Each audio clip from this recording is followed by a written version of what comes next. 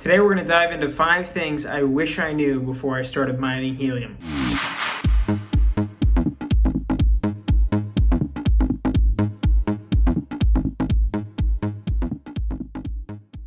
Hello everyone and welcome back to the Helium Show. I'm your host, Benjamin Ketchacharian, and today we're going to be diving into 5 things I wish I knew before I started mining helium.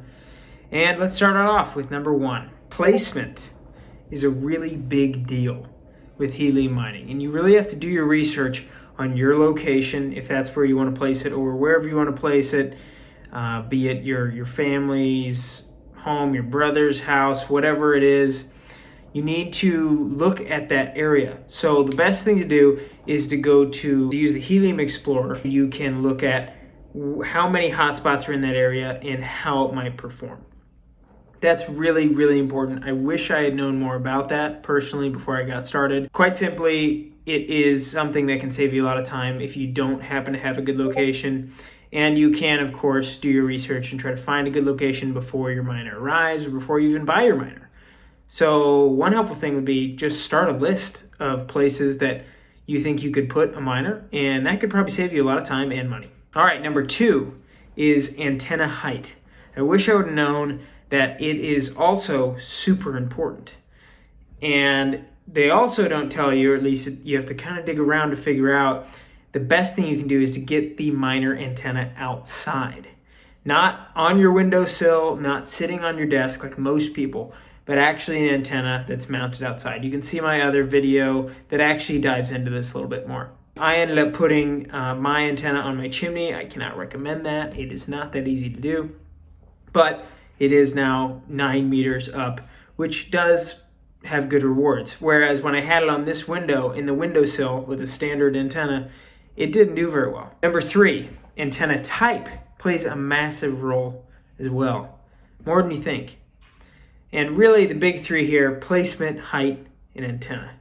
But the antenna type, that is honestly very important when you consider using the stock antenna, or if you're going to use the rack 5.8 dBi or some of the other, you can get a 10 dBi on Amazon. Those are big things to consider and definitely important when you are looking either into getting into the mining or whether you have a miner trying to optimize it. Antenna type is very important. I tend to go with a rack 5.8 dBi because you have a good balance of pretty long reach, but also you're not missing as much of the miners close to you as you are with, say, a 10 dBi antenna.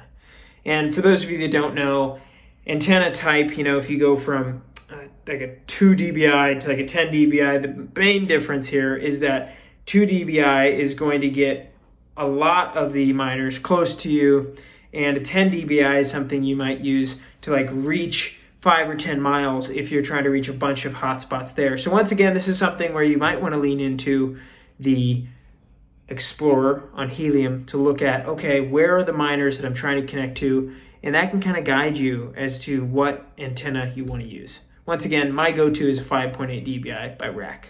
Okay, so after you get all that set up with your placement, your height, your antenna, then number 4 is mining rewards are pretty inconsistent. And that's something that, how are you supposed to really know that? But it is something to consider. The rewards are not consistent really at all. I mean, I've had miners that get 0.4 HNT a day, and then the next day they're at like 0.1 or 0.05 HNT a day. That's just part of this. You have to understand that the rewards aren't going to be consistent. And number 5, last but not least, because the rewards are pretty inconsistent, that means the ROI is pretty inconsistent.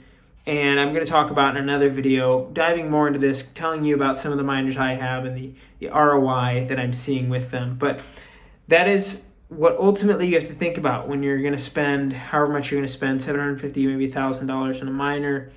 You want to think about how quickly can I get that money back? How quickly can I start turning a profit? And that is a little bit difficult when the rewards are inconsistent. So once again, if you go back to placement, height, antenna, then you can kind of hope for the best. Bonus, number 6, I actually do realize it is a lot of work to place these miners. Even if it's at friends and family's houses, it is still, you gotta bring the stuff, you gotta set the stuff up, you gotta make sure it's working, then if it's not working there, you gotta figure it out. That is not to be underestimated. It's some work. Oh, and you usually have to give them some of what the miner's making too. If you'd like to see a video on how I try to split rewards with people that host miners, put a comment below. But all in all, it is still a very solid way of making passive income with crypto, which is pretty cool. From these 5 things, I hope it's been helpful. It is definitely not for the faint of heart, but it is still a very, very profitable and exciting passive income source with crypto. Thanks for watching the Helium Show, and we'll see you next time.